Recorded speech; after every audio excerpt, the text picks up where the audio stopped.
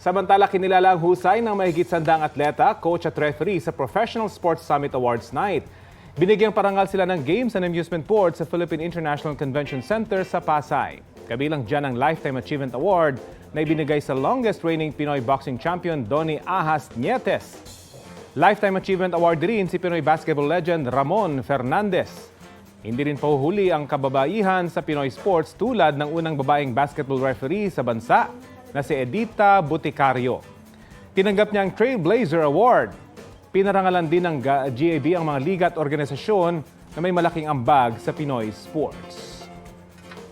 Balita ko, may tututukan kayo tuwing 11 a.m. sa GTV. Alamin ang mahalagang balita at impormasyong dapat niyong malaman sa Balita Ko tuwing Lunes hanggang Biyernes. Mag-subscribe din sa GMA Integrated News sa YouTube.